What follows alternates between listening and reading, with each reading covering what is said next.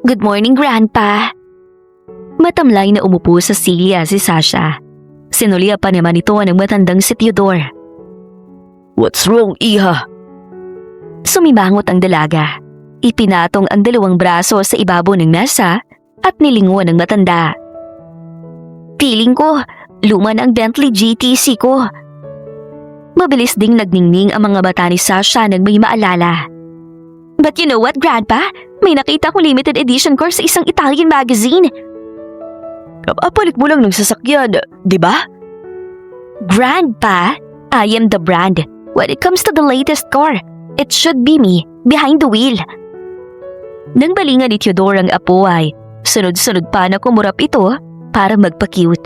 Pumiti ang matanda, tinuga ang tsaa bago ibinaba ang tasa. Kung ganun, lumabas ka para makita mo kung ano naghihintay sa'yo. Nakakabinging tili ang ginawa ni Sasha. Lumawak naman ang ngiti ng matanda. Tuwang-tuwa siyang tumayo at yumakap sa kanyang lolo. Iniabot naman ni Theodore ang susi sa apo. Grandpa, thank you!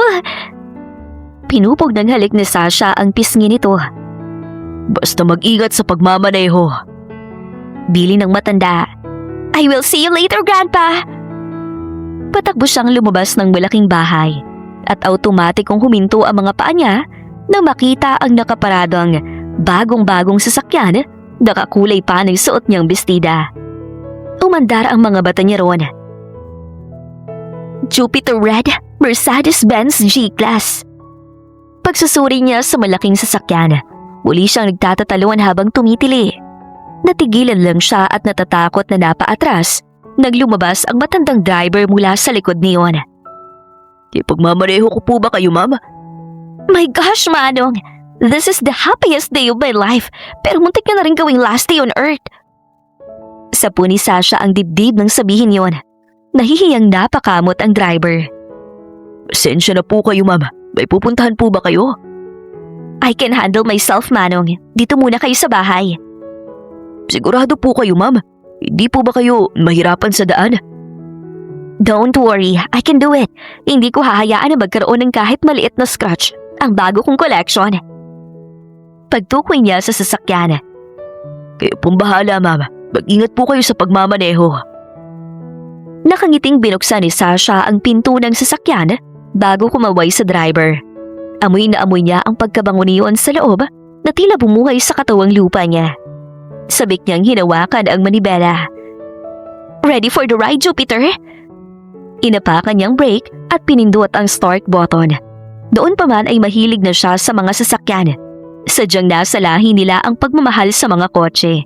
Ang kanyang lolo ay may-ari ng sikat na automotive company, ang Clarion. Lumaki siya na napapaligiran ng mga mamahalin at iba't ibang sasakyan. Mula sa labas ng bintana ay nakita ni Sasha ang mga tao sa daan at ang ilan pang nasa kalsada na napapalingon sa minamaneho niya. Hanggang sa may bumangga sa likuran ng kanyang sasakyan, natigilan siya at napahawak sa manibela. What the heck?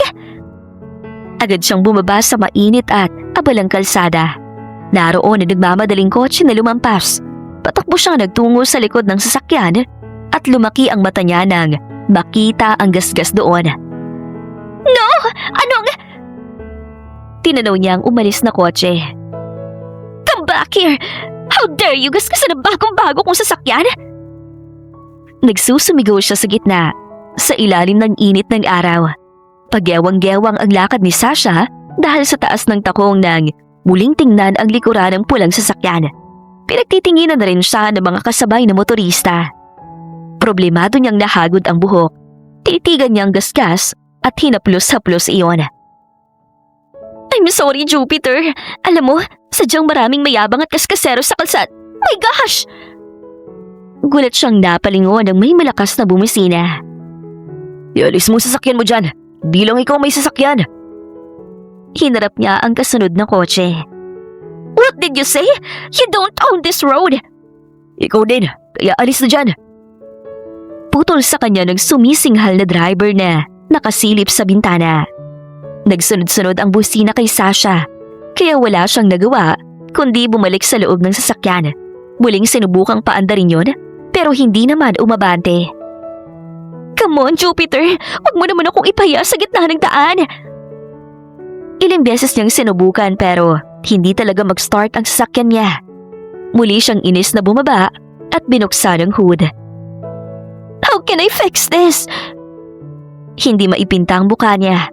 Kung anong pagkagusto niya sa mga sasakyan ay wala naman siyang kaalam-alam sa mga makina.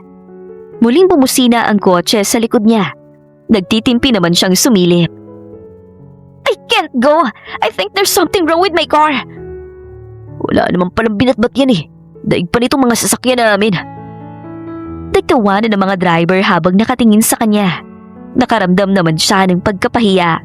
Nakuha lang ang atensyon ni Sasha ang nasa kabilang lane na lumang owner-type jeep. Kalawangin yon at kitang-kita ang luma ng loob. Bumaba roon ang isang matangkad at kayumangging lalaki. Mula ulo hanggang paa ang tingin niya rito. At hindi naman sa pagmamaarte. Marumi ang damit ng lalaki. Kumampay ito sa mga naghihintay na sasakyan.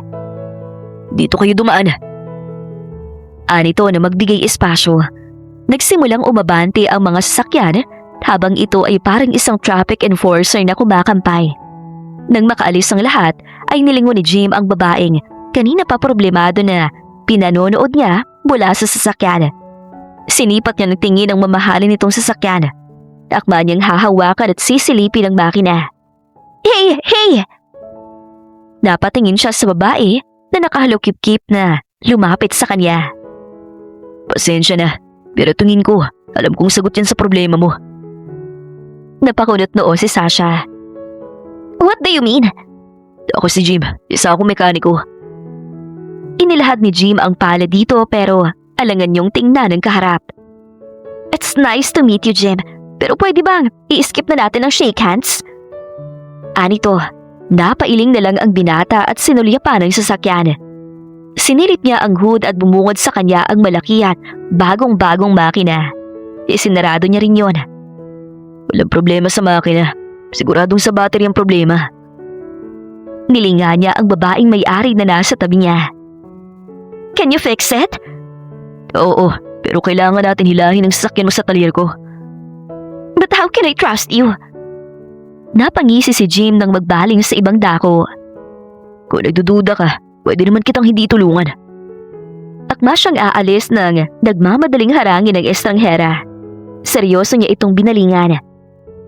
I can't contact anyone in my phone. Itinaas pa nito ang mamahaling cellphone. Ngayon, patamad niyang sagot. I only have you right now. Walang emosyon itong pinagmasdan ni Jim. Sinulya pa nito ang sasakyan bago muling sinalubong ang tingin niya. Fine, take my Jupiter with you. Napipilitan itong sagot habang nakasimangot. Jupiter? Magkasalubong ang makapal na kilay na tanong ng binata. May ngiting itinuro ni Sasha ang pulang sasakyan. Yes, I'd like you to meet Jupiter. Napailing na lang si Jim hanggang sa balingan siya nito at iabot ang smart key. Wait! Muli nitong binawi yon. Tumikwas ang kilay ng binata. How can I find your talyer? Alangan na sinundan ng tingin ni Sasha ang kaharap na may kinuha sa bulsa ng marumi nitong pantalon na panulat. Kinagat nito ang takip at basta hinila ang palad niya. Sa Valencia Street, basta kapag nakita mo ang puring talyer, doon na kami. Anito habang nagsusulat sa palad niya. Nang bitawan ay binasa yun ni Sasha na asiwa ang anyo.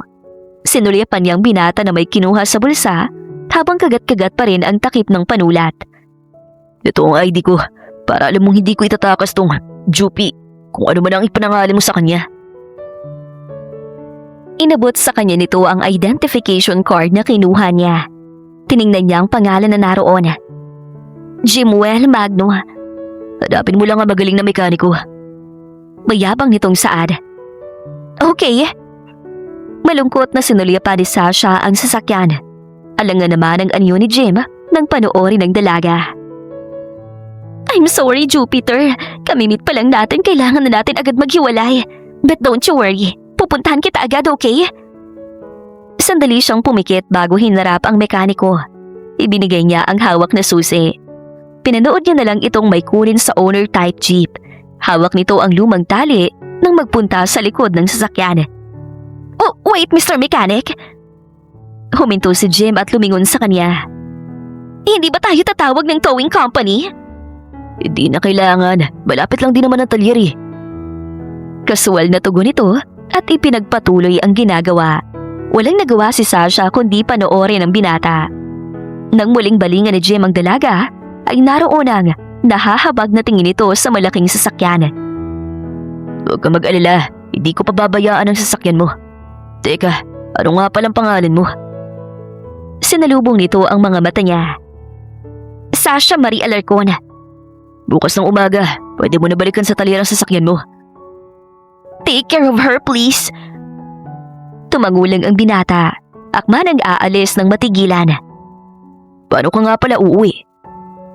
Napaisip naman si Sasha. Itatawag kita ng jeep. Hindi ako sumasakay sa jeep. Alangang sagot niya. Napahinga ng malalim si Jim. Tumanaw siya sa kalsada. Kinampayan ng parating na taxi at lumapit sa bintana ng driver.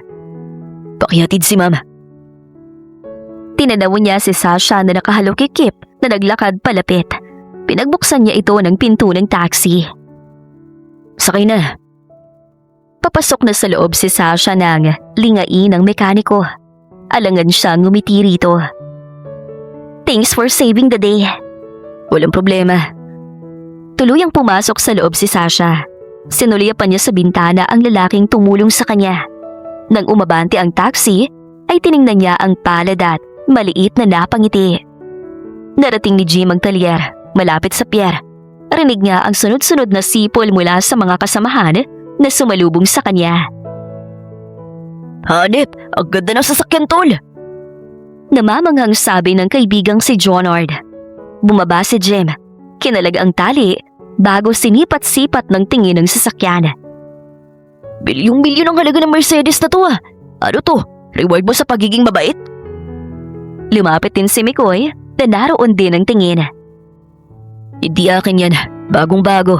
Nakasabay ko sa kalsada. Pwedeng matagal na nasa kasa kaya naubusan ng battery. Alam niyo naman, kahit na hindi minamaneho, kumakain pa rin ng kuryente yung electronics ng Mercedes. Charge lang katapat nito.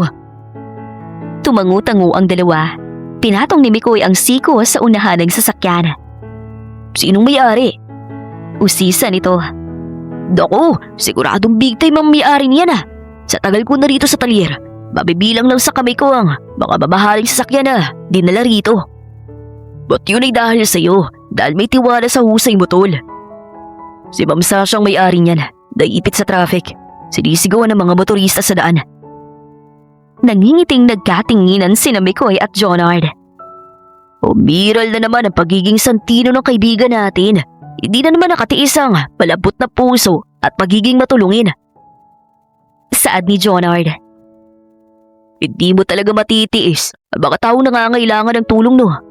Parang nung isang araw lang, may tinulungan kang matandang nagtutulak ng kariton. Segunda ni Mikoy. At yung mga bata nagtitinda ng sampagita. Binili niya lahat ng paninda tapos nagpamerienda pa. Dagdag ni Jonard. Hindi naman kasalanan ni Jim kung hindi niya kayang lampasan ang mga nangangailangan. Inakbayan siya ni Mikoy. Tol, baka sobra ka na sa punto sa itaas ha. Sobra-sobra na rin ang gantimpala mo yan. Nakangiting saad ni Jonard. Nilinga ito ni Jim na may ngiti. Tumutulong ako kasi yun ang tama. Hindi ako humihingi ng kapalit. Tama naman yun. Paano kukunin niya ng may-ari? Biglang natanong ni Mikoy. Sinabi ko sa kanyang address ng talyer. Sandali, sa ganda ng Mercedes na yan, siguradong magandang chick din ang may-ari. Suspect siya ni Jonard. Makahulugang nagkatinginan ito at si Mikoy bago pilyong ngumiti. Tumaltak siya ng isang beses bago huminga. Oo. Nakangiting nagkamayan ang dalawa niyang kaibigan. Ngumiti naman siya. Pero napahinto ang dalawa at abang na abang sa sasabihin niya. Pero ano? Takang tanong ni Mikoy. Hindi ko type. Bukod sa mayaman, parang laging diring-diri. Tuwid niyang tugon at pumasok na sa loob. Tingin mo, may pag-asa kami ni Mikoy. Sumunod ang dalawa kay Jim na napailing-iling na lang. Alangan ang ngiti ni Sasha habang kaharap ang kanyang lolo sa opisina nito sa kumpanya. Pinayaan mong isang lalaki na ilahi na bago mong sasakyan. Really, Sasha? Hindi makapaniwalang tanong nito. Kanina pa siya nito sinesermonan matapos ihatid ng taxi sa kumpanya. May takot na ang naging ngiti niya. Grandpa, That cost million. Tapos sinayaan mo na dalhin ang hindi mo kilalang mekaniko. I know Grandpa, pero siya lang tumulong sa akin habang pinagtatawanan ako ng mga tao sa kalsada. Bumuntong hininga ang matanda. Wala naman ako makontak sa phone ko, kaya nagpalit na agad ako. What? Noong isang linggo, nagpalit ka rin hindi ba? Baka nga kaya wala akong makontak dahil sa phone, kaya naisip kong magpalit. Natatakot niyang tugon ng alangan ngumiti. Nasapo ni Teodor ang noo habang pailing-iling. Lumapit naman si Sasha sa kanyang lolo. Mula sa likod ay kumapit siya sa balikat nito. Grandpa, trust me, kapag kakatiwalaan ng lalaking tumulong sa akin, I'm sure na ibabalik niya ang sasakyan ko ng buong buo. I can say, he's great with cars. Kahit hindi ko sabihin sa kanya, alam na niyang problema ng sasakyan ko. Sigurado ka bang ang milyong-milyong halaga ng sasakyan na yun ay baka kabalik pa sa atin? Hinarap ng dalaga ang matanda. No one even bothered to help me earlier, Grandpa. Siya lang. That's why I'm sure na mabuti siyang tao. Napatangu-tangu si Teodor. Napatingin sila sa pinto nang may kumatok doon at pumasok ang sekretarya na si Jenny. Good morning, sir. May nakuha kayong information? Yes, sir. We managed to recover some CCTV footage of the man who towed Miss Sasha's car. He's already been identified, and our men followed the Mercedes-Benz G-Class that's currently on Valencia Street, where the long-running auto shop near the pier is located. Bingo! Napalakpak si Sasha sa narinig. Napatingin sa kanyang mga ito. That's exactly what he told me! Ngumiti siya habang kahit siya ay hindi makapaniwala na totoo ang sinabi ni Jim. Look! Itinaas niya ang nakalahad at nakatagilid na palad. Nanliit ang mga mata ng sekretarya ng kanyang lolo nang tingnan iyon. Dito niya sinulat kung saan mahahanap ang talyer niya. Pagbibigay alam niya. Kung ganun, saang talyer? Tanong ng matanda. Nagmamadali niyang binasa ang nasa palad na halos nabubura na ang pagkakasulat. Puring talyer! Muling nilingon ni Teodor ang apo na kasabay ng sekretarya sumagot. Mayabang nangumiti si Sasha at humalukip-kip. See, Grandpa, I told you, he's trustworthy. Nang maalala ang binata ay mas lumawak ang ngiti ni Sasha. Ang lalaking yon ay talagang mapagkakatiwalaan at totoong mabuting tao. Fine. Hindi ka nagalit, Grandpa? Sabik siyang umupo sa silya katapat nito. Seryosong sinalubong naman ito ang kanyang mga mata. Mawawala lang ang galit ko kapag nasa harapan ko ng sasakyan mo. Napanguso siya at nakasimangot na sumandal sa kinauupuan. Si Teodor naman ay tinangala ang sekretarya. Secretary Jenny, samahan ang apo ko sa pagkuha ng sasakyan sa talyer bukas. Ikaw na muna bahala sa kanya. Mas nadagdagan ang simangot sa mukha ni Sasha at sinulya pa ng sekretarya ng kanyang lolo. Sa talyer ay pinagmasdan ni Jim ang sasakyang katatapos lang kargahan ng baterya. Nalinga niya ang anak ng may-ari ng talyer na lumapit. Ang tingin nito ay napunta sa sasakyan. Sino naman ang may-ari niyang sasakyan na yan? Sigurado, dinala lang yan dito dahil sa'yo. Bumaling to sa kanya habang seryoso ang ekspresyon sa buka. Sa akin? Takang tanong niya. Oo, dahil kahit na lagi kang madumi at puro grasa, hindi natatabunan nun ang kagwapuhan mo. Mas lalo ka lang nagiging hot. Prangka nito na hindi nagbabago ang emosyon. Kaya sino may-ari niyan? Puring. Puri, hindi puring. Inis na putol nito sa kanya. Pero yun ang palayo mo. Kalimutan mo ng palayo na yan. Ang tanong kong sagutin mo, Jimwell, sinong babae na naman ang nagpapapansin sa'yo? Huminga ng malalim si Jem at lumapit sa sasakyan. Isang malinis na basahan ang pinupulis niya roon. Kailangan lang ng tulong na may-ari ng sasakyan na to. Type mo ba siya? Pilyo ang ngiti niya nang lingunin nito. Matanda na yun at masailan. Kung ganon, baka lola na siya. Mabuti nang malinaw. Siya nga pala, may bagong bukas na bar dyan. Alika, sumama ka na. Hindi ako pwede. Kailangan kong bantayan ang sasakyan na to. Mahirap na. Ibig sabihin, mag-overnight ka rito? Oo. Ipinagpatuloy niya ang pagpupunas ng sasakyan. Si Puri naman ay habang-haba ang nguso na umalis. Nang matapos sa ginagawa, ay kinuha niya ang silya. Doon umupo at pumikit. Kinaumagahan ay papungas-pungas pa si Jim nang itaas ang maingay na bakal ng talyer. Sakto namang parating sina Jornard at Mikoy. Tol, dito ka pala sa talyer natulog? Tanong ni Mikoy. Oo. Sa bagay, kahit ako man, baka di ko ipikit ang mga mata ko kapag may milyones na halaga ng sasakyan sa talyer at kargo ko pa. Ani Jonard, pare-parehong nakuha ng atensyon nilang magkakaibigan ang parating na mga mamahaling sasakyan. Sabihin nyo nga, nakikita nyo bang nakikita ko? Tulalang tanong ni Mikoy na hindi naaalis ang atensyon doon. Isang Rolls Royce Ghost sa unahan! Sagot ni Jonard habang pinagmamasdan ng itim na sedan. Asul na Toyota Land Cruiser, LC300 ang kasunod. Patuloy ni Mikoy. Panghuli, isang Range Rover na itim at dito ang punta nila. Si Jim ang huling nagsalita. Imposible! Ano naman nagagawin ng mga mamahaling sasakyan na yan dito sa talyer? Tanong ni Jonard. Mga tol, sampalin niyo ako, baka panaginip lang to. Ani naman ang tulala pa rin na si Mikoy. At hindi nga nagkamali si Jim dahil huminto sa tapat nila ang mga sasakyan na yon. Nasagot ang tanong niya nang mula sa asul na kotse ay may bumaba. Sasha? Agad siyang nilinga ng dalawang kaibigan. Kilala mo? Hello Philippines! Hello Puring Stalyer! Parang isang beauty queen na bumati at kumaway si Sasha. Suot ang makapal na fur coat sa kabila ng mainit na panahon. Inalis niya ang suot na sunglasses. Ang tingin niya ay agad na lumipad sa sasakyan na naroon sa likuran. Jupiter! I miss you! Tili niya. Dapadpad naman sa sulok ang tatlo nang basta hawiin ng dalaga.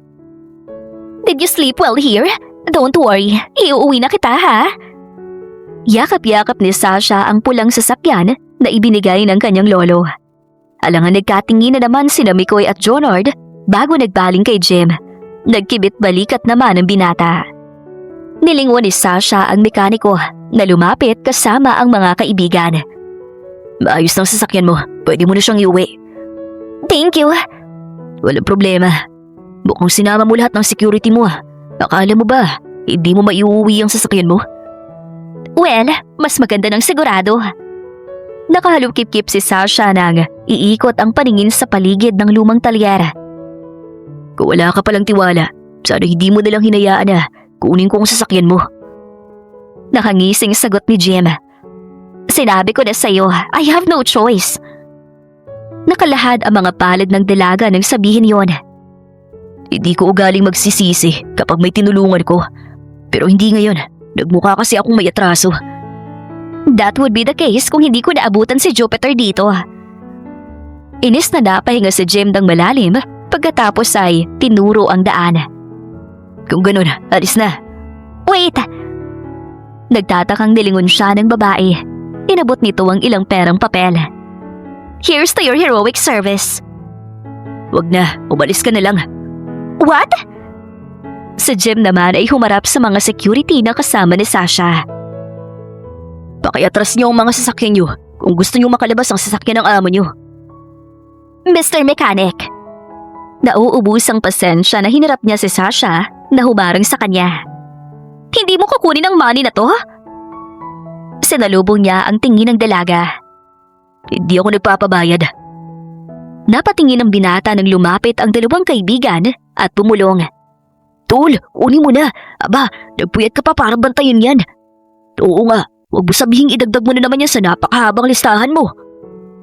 Nang tingnan ni Sasha ang dalawa, ay alangan ang mga itong ngumiti. What are you two whispering? You're not mga bubuyog to do that. Umirap siya at muling nagbaling sa mekaniko na kaharap. You better take this money. Kinuha niya ang kamay nito at natigilan din nang makita ang dumi roon. Naging alangan ang mukha niya nang tingalain ang binata. Iniwas naman ni Jim ang kamay. Napipi ko na pumikit sandali si Sasha at nagmulat. Tuwid niyang tiningnan ito. Huwag ka na nga maarte dyan. Teka, sino bang maarte rito? Sarkastikong tumingin sa paligid ang binata bago huminto ang mga bata sa kanya. Ikaw lang naman. How dare you? Kumurap ang mata ni Jim nang makitang tila nasaktan ang kaharap sa nasabi niya. I thought you were different, pero judgmental ka rin pala like everyone else. Seryosong patuloy niya. Oh well, isipin mo lang, ito ang huli nating pagkikita. In case you see me again, needing help again, just walk past me. Huwag mo na lang akong pansinin. Sabi mo yan ha? Kasual na sagot niya.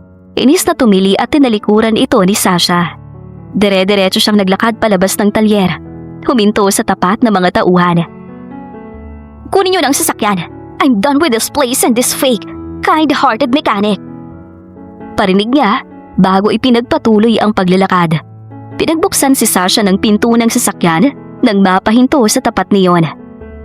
Isinusumpa ko, hindi na tayo makikita. Napayuko rin siya nang sa tirik ng araw ay biglang kumulog. Dali-dali siyang pumasok sa loob. Sa Jim naman ay hindi naalis ang tingin sa dalagang. Hindi na lumingon.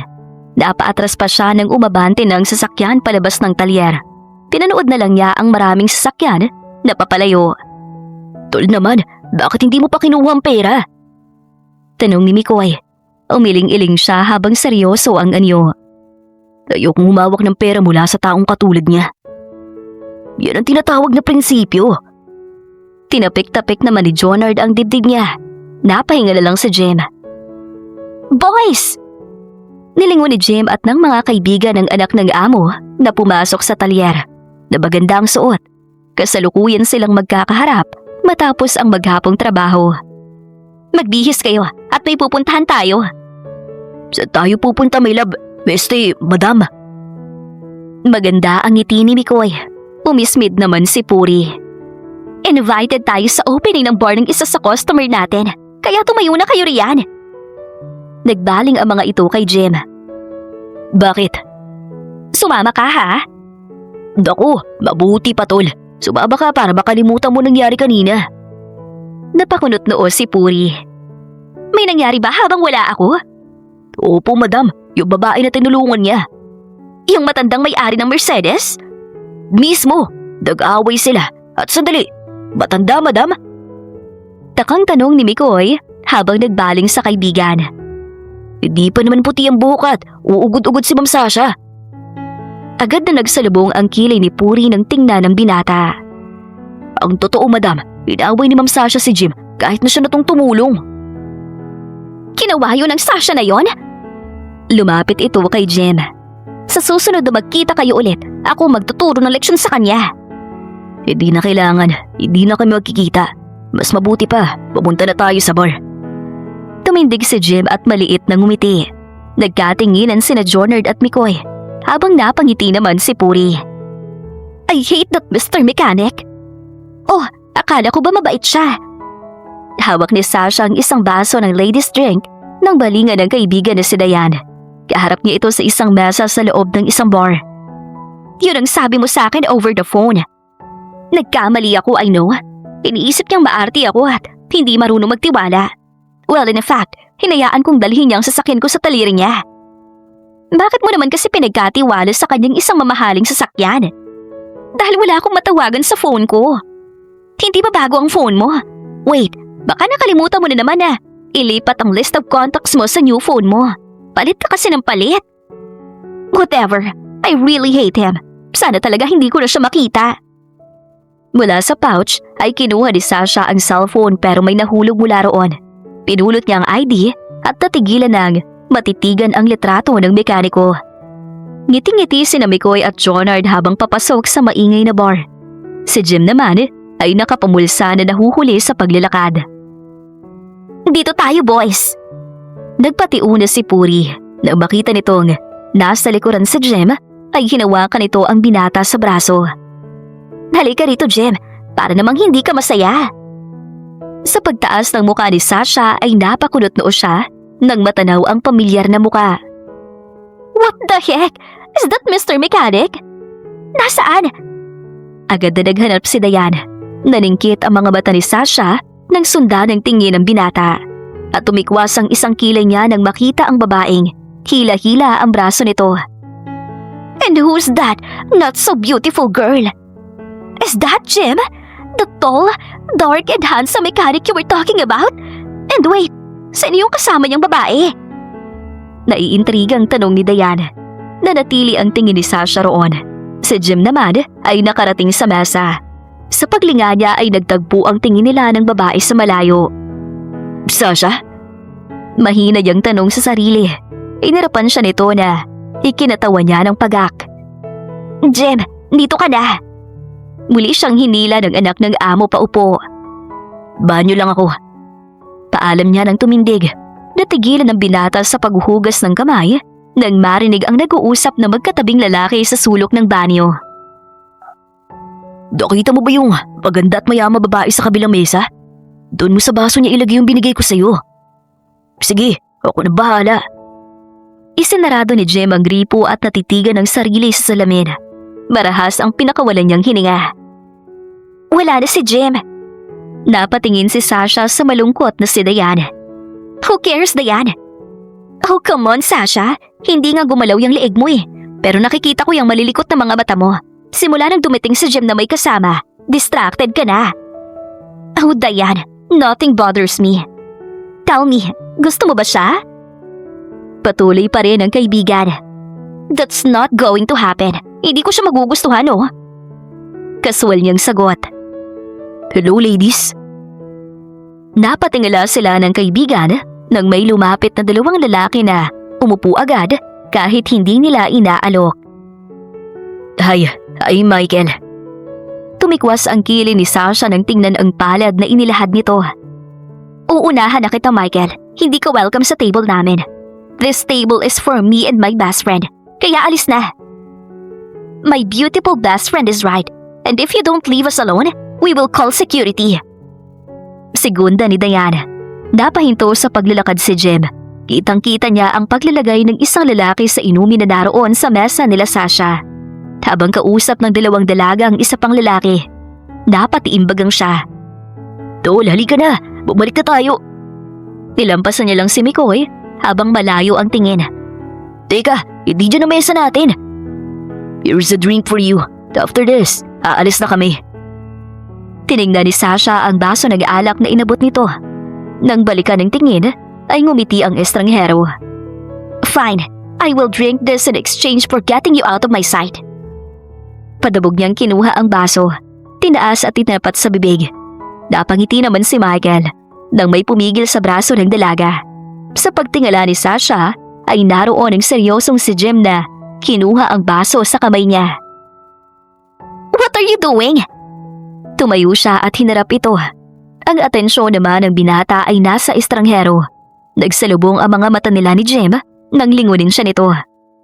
Kilala mo ba tong pakailamera na to, Miss Beautiful? Kung hindi, we should go somewhere.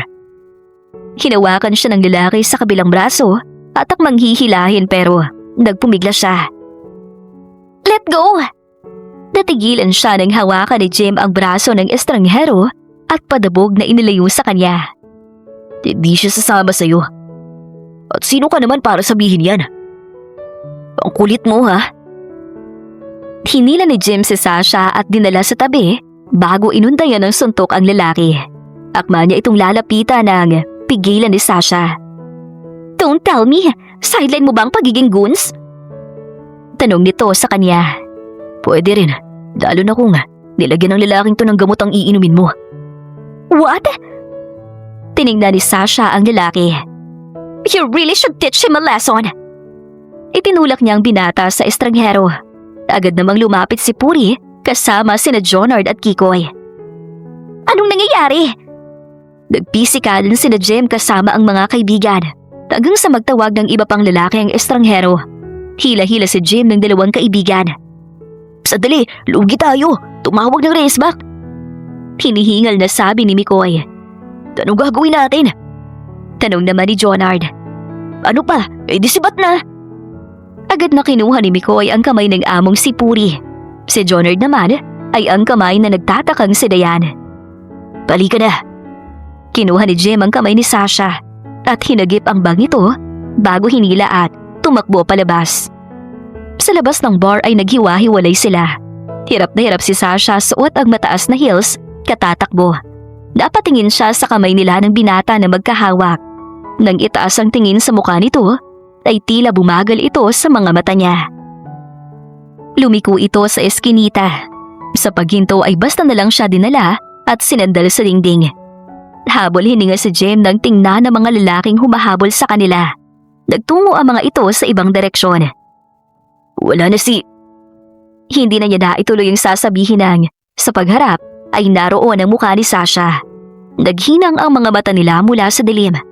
Parehong bumaba ang tingin nila sa magkahawak nilang kamay. Agad siyang bumitaw at lumayo ng kaunti. Wala na sila. Kunwari siyang sumilip sa daan. Inis naman na pumihit at umalis sa pagkakasandal si Sasha. I told you already, right? Kung sakaling kailangan ko ng tulong, lampasan mo na lang ako. Napangisi at napamewang ang binata. Kasalanan ko pa ngayon. Oo, magpapaka-knight in shining armor ka na naman tapos kung ano-anong sasabihin mo. Ano bang sinabi ko? Didn't you say na maarte ako? Tiningnan siya nito at itinuro. Bakit? Hindi ba? I hate you! Gamit ang hinubad na bag, ay hinampas ni Sasha iyon sa binata. Natigilan siya nang hagipin nito ang mga kamay niya at ibalik sa pagkakasandal. Sana tinanggap mo na lang ang pera para wala na akong atraso sa'yo. Hindi lahat ng tulong na babayaran. Marahang sagot ni Jem bago siya binitiwan. Kung hindi kita tinulungan, dadalhin ng konsensya ko kung may mangyari sa'yo. Napakunot noo ang binata nang hawakan siya sa braso ni Sasha at silipin ang likod niya. Saan mo ba itinatago ang pakpak mo, ha? Are you a fallen angel? Isang anghel na ipinatapon at gumagawa ng kabutihan dito sa lupa? Napailing na lang ang binata. Habang napahinga naman si Sasha. Ayoko na mag-isipin mo na ungrateful ako. So, thank you and I'm sorry. Seryosong sinalubong ni Jem ang tingin nito. Muling naghinang ang mga mata nila hanggang sa naasiwa silang mag-iwas ng tingin. Nasaan ang sasakyan mo? Nasa parking ng bar. Hoy, ang sakit ng paa ko katatakbo, ha? Reklamo ni Sasha. Bumaba naman ang tingin ni Jem doon bago binalikan ng atensyon ng kaharap. Nasa na bang lalaking yon? He just left me here like a cute puppy. Naroon sa malapit na park si Sasha at nakaupo sa bench. Hanggang sa makita niya ang palapit na binata na may hawak na kung ano. Akma pa lang siyang magsasalita nang iabot nito sa kanya ang inumin bago bumaba sa mga paa niya. Marahan na inalis ang suot niyang heels.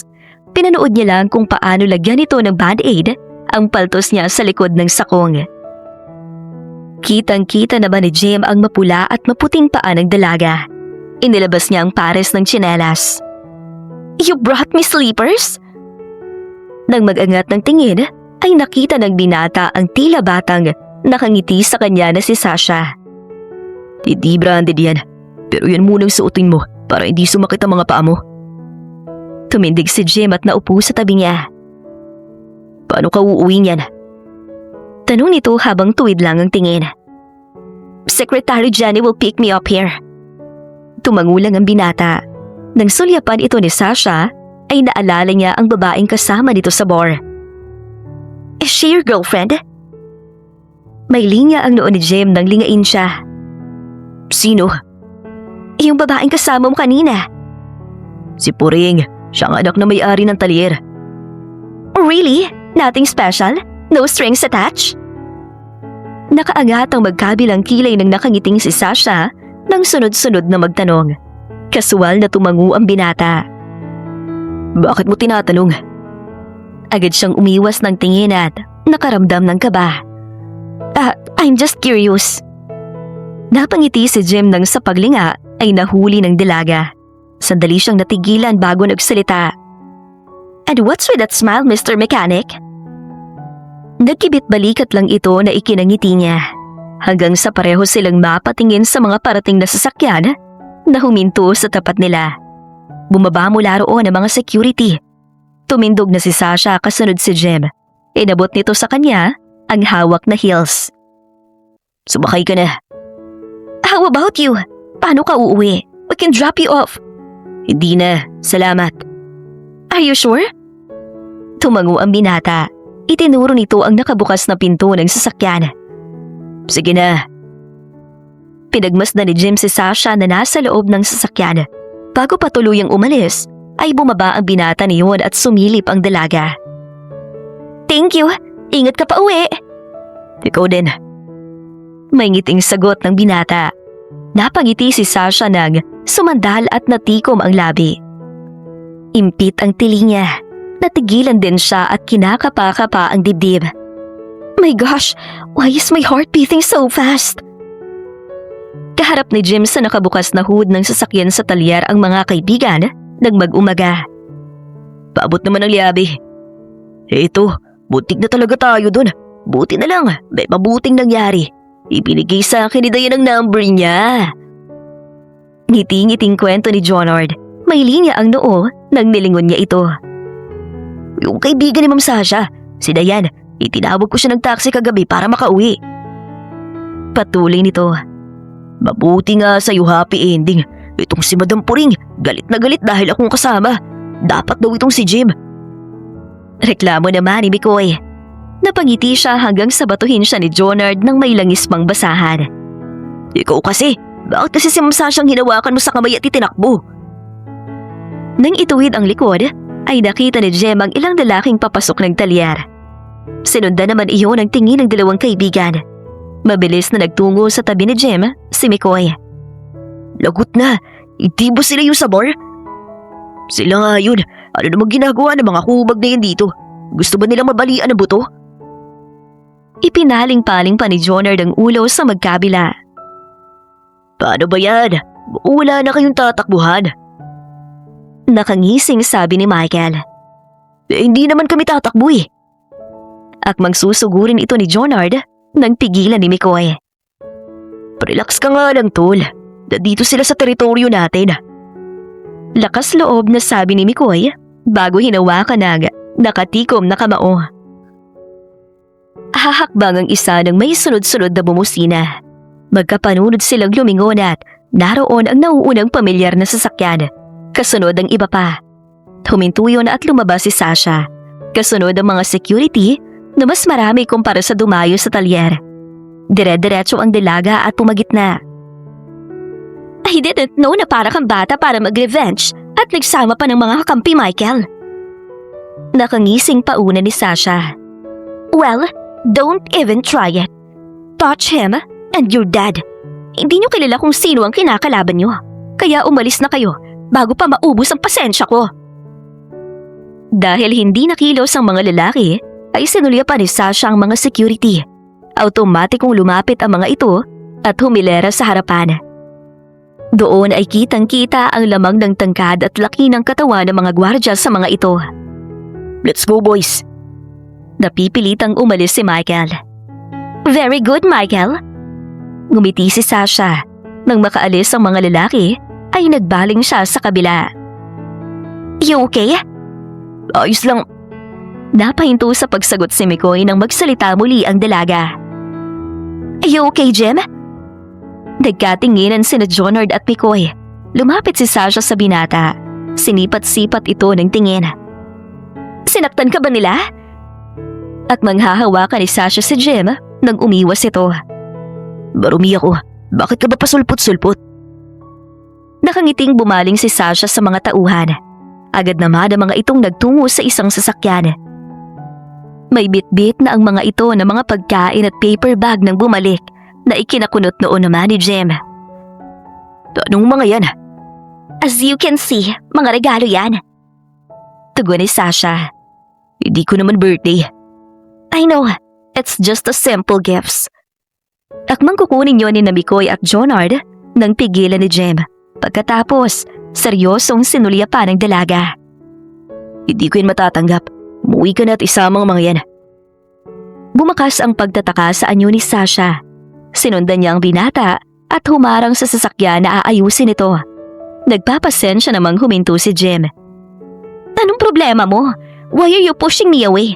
Kagabi lang ang gentleman at ang sweet-sweet mo. Dire-diretsong sabi niya. Itinapat naman ni na Jonard at Mikoy ang tenga sa dalawang nasa harap ng sasakyan.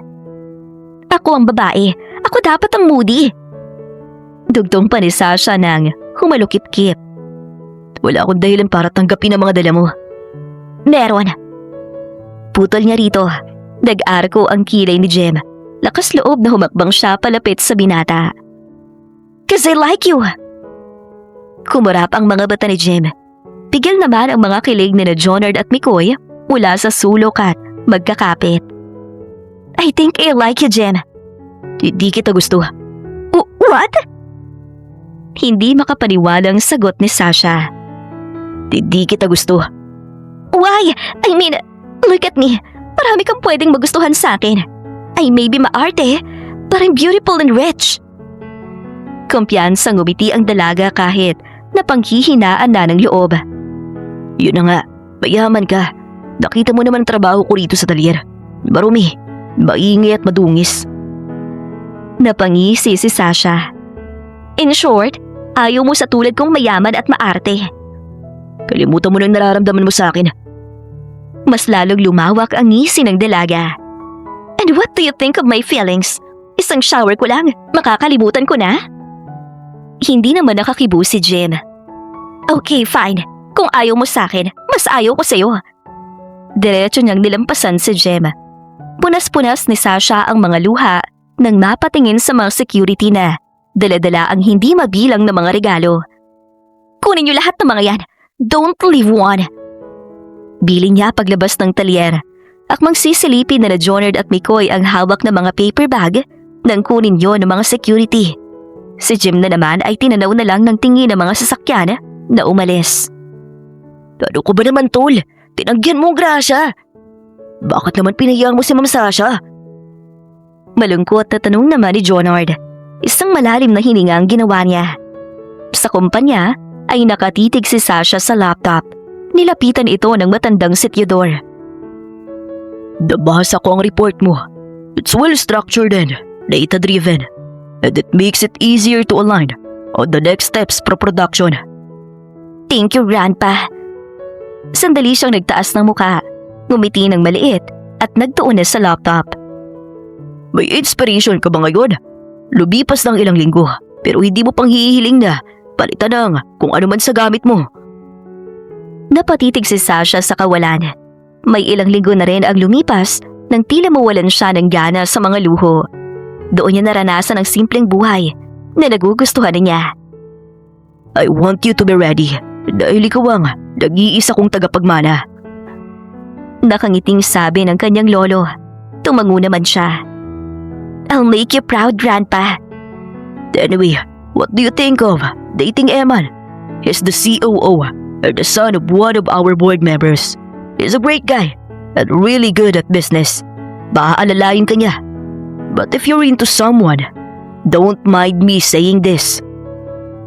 Sumagi sa isip ni Sasha si Jim, pero mabilis ding ngumiti ng maliit. Tell him he can ask me out. Napahinto si Jim sa pagkalikot ng makina.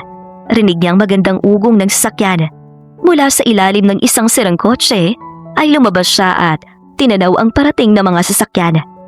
Nang huminto mga yon sa harap ng talyeray, nanatili siyang nag-aabang. Bumaba ang dalawang lalaki at lumapit. Pwede na raw makuha ang kotse ni boss? Tanong nito. Buntong hiningang nagawa niya. Hoy, tinatanong kita. Oo, ayos na. Pwede nyo nang kunin. Pasensya na kayo, boss. May hinihintay lang tong gwapo at mahusay nating mekaniko. Nadatili ang tingin ng lalaki sa binata na tumindig at naglakad paalis. Matapos makuha ang sasakyan ay nilapitan si Jim ng dalawang kaibigan. Ano ka ba naman, tol? Ilang linggo ka nang masungit. Puna ni Mikoy. Ikaw naman kasi, sa'yo na. Hinayaan mo pang mawala. Ano ba yung sinasabi nyo? Putol niya kay Jonard. Halata namang apektado ko sa pagkawala ni Ma'am Sasha eh. Doon na pa seryoso si Jem. Kita mo? Alam mo, ang sabi, malalaman mo raw ang halaga ng isang tao kapag nawala siya. At yan ang inaakto mo. Jim! Boss? Lumapit siya sa amo. May inabot itong isang papel na tinanggap niya at binasa. Bilhin mo ang mga yan. Marami na tayong mga kulang na pyesa. Sige ho, boss. Nang lumingon sa mga kaibigan, ay nag-alala ang anyo ng mga ito na nginitian naman niya. Magtrabaho na kayo. Tuluyan siyang lumabas ng talyer at sumakay sa luma niyang owner-type jeep pagkatapos ay napaseryoso. Matapos mamili ng kailangan si Jeb, ay nabuo na ang loob niyang magtungo sa exclusive village kung nasaan nakatira si Sasha. Hindi pa man nakakalayo ay natanaw na niyang isang mamahaling kotse na nakahinto at may matandang lalaki ang nasa labas. At ang puso niyang malambot ay ramdam na naman niya. Inihinto niya ang sasakyan, bumaba at lumapit sa matanda. May problema ho ba? Napatingin ito sa kanya. Maliit siyang ngumiti at sinulya pa ng kotse. Nasiraan kayo? Patuloy ng binata. Oo. Pwede ko hubang tingnan? Isa ho akong mekaniko. Ngumiti ang matanda at itinuro ang unahan ng kotse. Lumapit sa Jem kung nasaan ang driver na tila problemado na. Bumagal ang takbo ng sasakyan. Anito, sinilip ni Jem ang dashboard ng kotse bago lumapit sa makina. Seryosong sinuri niya yun at pinakatitigan ng mga wiring sa loob. Naka-limp mode ang computer niyo, sir. Nag-error ang mass airflow sensor dahil sa dumi. Limp mode? I designed the specification for this model safety protocols. If it's in limp mode, it needs a factory reset from my engineers. Kinuha ni Jem ang screwdriver sa bulsa. Sinimulan niyang baklasin ng maingat ang sensor. Pasintabi ho sa mga engineers niyo, sir. Pero nasa air-condition na opisina sila sa Germany o Makati. Dito sa kalsada, alikabok at init ang kalaban. Masyado lang naging sensitive ang sensor niyo. Dabarahan lang ho ito kaya nagpanik ang sistema at pumasok sa limp mode. Lumapit ang matanda sa hood ng kotse at pinanood ang bawat galaw ng kamay ng binata. Bakas ang pagdududa sa mga mata nito. Do you think you can override a multi-million-dollar software manually? Kahit anong software, may paraan para ibalik sa dati. Tumangu-tango ang matanda. Tila hinahamon ang kakayahan ng binata. Hindi na ho kailangan ng computer dito, sir. Ang computer ho, umaasa lang sa kung ano nakikita ng sensor. Dilinis ko ng sensor ng mano-mano para luminaw ulit ang reading. Pagkatapos, ididrain ko ang static power sa mga battery cable para mabura ang error memory. Parang fresh start lang po ito. Pero kung bumalik pa rin at saka na natin gamitan ng laptop. Matapos ang ginagawa ay kinuha naman ni Jem ang malinis na basahan sa kamay at bumaling sa matanda. Subukan niyo hong panda rin. Sinulya pa nito ang driver na agad na nagtungo sa driver's seat. Ibinaba niya ang hood. Nang umugong ang sasakyan ay napatingin sa kanya ang matanda. I like you. Nakikita ko ang husay mo bilang mekaniko. Salamat ho. Mag-ingat ho kayo. Akma siyang hahakbang. Sadali iho. Gusto mo ba ng trabaho? Ho? May inabot sa kanya ang matanda na maliit na card. At naroon ang pangalan ng isang automotive na kumpanya. Hihintayin kita. Sinundan ni Jim ng tingin ang matanda na pumasok na sa loob ng sasakyan. Nang makabalik sa talyer ay pinag-isipan niya ang alok nito. Pumayag naman ang amo niya habang ang mga kaibigan ay suportado ang naging desisyon niya. Nabuo ang loob niya na magpunta sa kumpanya para sa bagong oportunidad. Sasha? Yes? Doon lang bumalik ang atensyon ni Sasha sa kaharap na si Eman sa mesa. Tila malayo na ang narating ng isip niya. Are you okay? Yeah, I'm fine. Balik na tayo sa kumpanya? Okay. Lumabas sila sa cafe kung saan sila sandaling nagpahinga. Sa ilang araw na pagdidate nila ni Eman, ay wala pa rin siyang maramdaman. Ang binatang mekaniko pa rin ang hinahanap niya. At nahuhusto na pagmasdan nito sa itinagong ID nito. Sa opisina ni Theodore ay pumasok si Jem. Agad siyang yumuko nang mula sa labas ay nalaman niyang ito pala ang may-ari ng buong kumpanya. Magandang umaga ho, sir. Dumating ka. Oo, ayoko hong sayangan na bagong trabaho na inaalok ninyo. Gusto ko rin ho na marami pang matutunan. Nilahad ng matanda ang palad. Napatingin siya sa hawak na resume. Agad niyang inabot yun dito. Ngumiti naman ito. Sinimulang basahin iyon ng kanyang boss. So, you're a mechanical engineering undergrad? Oo, hindi ko natapos ang pangatlong taon ko ng pag-aaral. Pumasok ko sa talyer at iginugulo ang oras ko sa pagtatrabaho. Tumango-tango ang napahanga na si Theodore hanggang sa may kumatok sa pinto. Sa pagbukas niyon ay saktong lumingon si Jim at kumislap ang mga mata niya nang makita si Sasha. Ang dalaga ay natigilan din. Nagdugtong ang tingin ng dalawa hanggang sa magsalita si Eman. Sasha, are you okay? Si Eman ang bumasag ng katahimikan. Lumipat naman ang seryosong tingin ni Jim sa binatang nasa likod ni Sasha. Apo, Bit Jim, siya ang lalaking sinasabi kong tumulong sa akin sa daan. At ang magaling na mekaniko na gusto kong i-hire sa kumpanya. Mataas ang paghinga ni Sasha habang hindi maalis ang mga mata sa binata. Noong binanggit sa kanya ng kanyang lolo ang tungkol sa tumulong dito, si Jim lang ang tanging nasa isip niya. Pero hindi niya mapaniwalaan na nasa harap na niya ito ngayon. At Jim, siya naman ang apo ko, si Sasha, ang kaisa-isang tagapagmana ng aking kumpanya. Matigas na napalunok si Jim habang hindi maalis ang tingin kay Sasha. Hindi niya inaasahan na makikita niya ito at apo pa ng matandang magiging amo niya. At si Eman, ang COO ng kumpanya. He and Sasha are dating. Pagbibigay alam pa ni Theodore, doon lang bumalik ang atensyon ni Jim sa matanda. Eman, ikaw na munang bahala kay Jim. Help him get him familiar with the company. Yes, sir. Tinuro ni Eman ang daan. Naglakad naman si Jim. Nang mapatapat kay Sasha, ay sinulyapan niya ito. Tuwid lang ang naging tingin nito hanggang sa makalampas siya. Nang marinig ang pagsarado ng pinto, ay nagmamadali na lumapit ang tensyonado na si Sasha sa kanyang lolo. How did you meet him, Grandpa? When and where? Kumunot noo ang matanda. Sa tono mo, mukhang kilala mo siya. Natigilan siya bago marahan na napaupo sa silya. Doon lang siya tila nakabawi sa pagkabigla. Sandali, siya rin bang sinasabi mong tumulong sa'yo? Napagtanto ng matanda, marahan siyang tumango. Kung ganon, he's really a kind-hearted man. Kung hindi ka nakikipag-date sa iba, gugustuhin ko siya para sa'yo. He didn't like me, Grandpa. Sinabi niya yun sa'yo. Malungkot siyang tumango. But you like him. Isang buntong hininga ang naging sagot ni Sasha. Just stay here for a minute, Mr. Magno. Tumango lang si Jim sa kaharap na COO. Magkapanunod nilang nilingon si Sasha nang lumabas ng opisina. Formal itong lumapit sa kanila. Can I talk to him? Tanong nito kay Eman. Sure, see you later. Nang halikan sa pisngi ni Eman ng dalaga ay umiwas ng tingin si Jim. Seryosong tiningnan ni Sasha ang binata nang makaalis ang COO.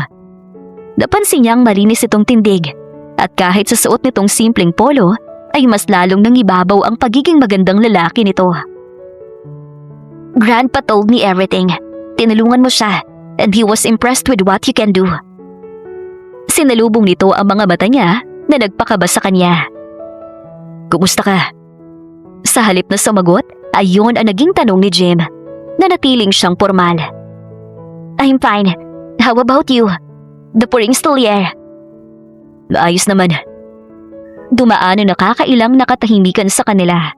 Ang seryosong mga mata ni Jim ay hindi maalis sa kanya dahilan para kabahan siya ng husto. Nagdedate pala kayo ni Sir Eman? Maliit na napakisap ang mga mata niya. Yeah. Ikaw, kayo ni Puring. Nagpunta siya ng ibang bansa para magtrabaho. So, LDR kayo? Hindi. Natigilan si Sasha. Si Jim naman ay hindi magawang kumurap. Pakiramdam niya, ibang tao ang nasa harap niya. Simula sa pananamit at pagsasalita. I have to go. Pagtakas ni Sasha sa emosyon, Mabilis siyang tumalikod pero huminto rin. Anyway, welcome to Clarion Company. Habol niya at nagmamadaling umalis. Napahinga ang binata at nasundan na lang ng tingin ng apo ng matanda. Muli siyang bumalik sa opisina ng CEO makalipas ang ilang minutong paghihintay. I'm appointing you as a junior designer engineer for the Research and Development Department. Pero sir, wala ho akong lisensya. Undergraduate ho ako. Baka magkaroon kayo ng problema. You have nothing to worry about, Jim. You'll be working under a licensed senior engineer. Kailangan ko ng tulad mong mahusay sa trabaho at may alam sa ginagawa. Lihim ang paghinga ni Jim. Hindi niya inaasahan na pagkakatiwalaan siya ng CEO ng kilalang kumpanya. Nasa labas si Sasha para ihatid ka sa magiging department mo. Tumango siya at ngumiti. Tila nabawasan ang pag-aalala niya sa narinig. Tinuro ng matanda ang pinto. Salamat ho, sir. Sa paglabas ay naroon na naghihintay na si Sasha. Congratulations! Salamat. Dadalhin na kita sa department. Sabay silang naglakad sa tahimik na hallway. You really impressed, Grandpa. Nakakahiya nga. Baka hindi ko matapatan ng tiwala niya. Hindi naman ako nakapagtapos eh. Huminto si Sasha at hinarap ang binata. Hindi naman lahat natututunan sa eskwelahan. Meron kang natututunan sa labas. Dito, mas lalawak ang kaalaman mo. At nandito ka para ibahagi ang galing mo sa mga sasakyan, Jim. Tila hinaplos naman ang puso niya sa papuring yon. Napansin naman ni Sasha ang alangan na binata. Are you nervous? Medyo, hindi ko naman akalain na. Baka katapak ako at baka kapagtrabaho sa ganitong kalaking kumpanya. Well, you're here now. Make the most out of it. Ngumiti si Sasha. Pinagmasdan ni Jim ang babaeng binibigyan siya ng lakas ng loob.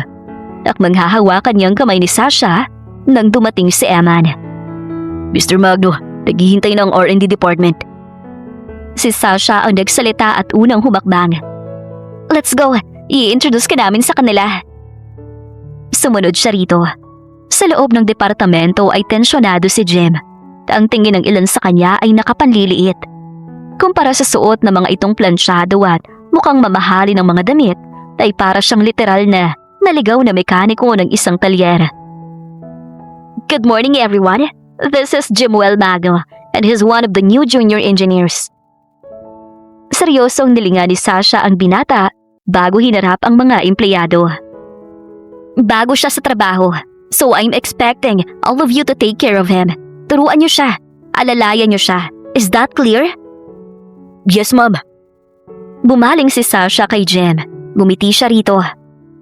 I believe you, Jim. Kung may concern ka, pumunta ka lang sa office ko. Salamat, ma'am. Naghinang ang mga mata ng dalawa. Si Jim naman ay nagsisisi habang nakatitig sa mga mata ng dalaga. Nahusgahan niya ito at pilit pinaniwala ang puso na hindi sila nito nababagay. Sasha, we need to go. Napunta ang atensyon niya sa palad ng COO na hinawakan ang likod ng bewang ni Sasha. Iginiyan nitong umalis ang apo ng CEO. Nagsabi, undergraduate daw yung engineering. Paano nakalusot sa mahigpit na application process? Mekaniko raw yan sa talyer. Tinulungan ni Sir Tidor tapos napahanga sa galing magkalikot ng makina. Lahat naman siguro kayang gawin ang ginagawa niya. Malinaw na narinig ni Jim ang bulungan na yon mula sa likuran ng maupo sa Celia. Sasha. Huminto ang dalaga sa paglalakad at nilingon si Eman sa hallway. Bakit? Do you know Jimuel? Kumurap ang mga mata niya. Why? Patay mali siya nitong tanong. You look invested in him, Ed. I don't like it. Excuse me? We're dating, Sasha, and we do it for the company. Well, hindi ako nakikipag-date dahil sa kumpanya. Yun lang ang reason mo kaya mo ako dinidate, Eman? Of course I like you, Sasha. Who wouldn't want you? Sandaling natigilan si Sasha. I'm dating you because I want to forget someone. Nagbabakasakali ako sa'yo. But I'm sorry. I don't think we're on the same page, Eman. Sasha! Don't worry. Hindi mo naman ako natulungan na kalimutan siya. And hindi ako makikipag-date sa lalaking ginagawang business ang romantic dates. Bye! Diretso si Sasha sa opisina ng kanyang lolo. I don't want to continue dating Eman. Seryoso lang siya nitong pinagmasdan. Ayoko sa lalaking hindi sigurado ang intensyon. At sino gusto mo? Natitiga ni Sasha ang matanda. Dahil ako, ang gusto ko para sa'yo. Baka katulong mo rito sa kumpanya at mamahalin ka ng totoo. Madilim na ay nasa loob pa si Sasha ng kanyang opisina. Suot niya ang salamin at nagbabasa ng isang kontrata. Come in. Aniya nagmarinig ang isang beses na katok mula sa pinto. Nanatili ang pakakatungo niya nang marinig ang yabag. Dahan-dahan niyang itinaas ang tingin. Jim? Maliit itong ngumiti. Hinihintay kita sa labas pero mukhang abala ka pa sa trabaho. May sasabihin ka ba? Magpapaalam lang ako na uuwi na ako. You can go. Ikaw, pauwi ka na ba? Sinong kasama mo? I'm fine. I'm on my own. Si Sir Eman. Hindi sumagot si Sasha dahilan para bumaha ang katahimikan sa opisina. Sinulyapan niya ang pinto. You can go. Sasha. Muling umangat ang tingin niya sa binata. Gusto mo ba si Eman? Bakit gusto mong malaman? Tumayo si Sasha at hinarap ito. Matapang na lumapit si Jim at pinagkatitigan siya sa mga mata. Pwede bang ako na lang ulit ang magustuhan mo? Natitigan niya ang kaharap na binata. Why are you telling me this? Dahil gusto kita. Natuod si Jim nang tumingkayad si Sasha at halikan siya. Nakita niyang natigilan ito nang marahang lumayo. I'm sorry. Akma itong tatalikod nang hilahin niya sa braso at sa pagharap ay hinawakan niya sa magkabilang pisngi. Siniil ni Jim ng halik si Sasha. Sandaling nag-usap ang mga labi nila. Ipinaparating ang pangungulila at damdamin na hindi nila lubusang maamin. Marahan din silang naglayo. Ako dapat ang humingi ng tawad. Hindi totoong hindi kita magugustuhan. Dahil kahit alam kong layo ng agwat natin, gugustuhin pa rin kitang abutin. Ngumiti si Sasha. I already knew it. Hindi mo lang matanggap na gusto mo ko. Napangiti rin si Jim. Sumeryoso naman siya at pinagmasdan ng binata. You don't have to be anybody else. I just have to be you. The one I want, Jim. Hinalikan siya ni Jim sa pisngi. Iginaya siya palapit at malambing na bumulong sa kanyang tenga. Damiss kita at gusto kitang makasama. Niyakap ni Sasha ang binata. Ganon din ako, Jim. Habang yakap-yakap ni Jim ang babaeng pinakamamahal, ay doon napunan ang tila kulang sa puso niya.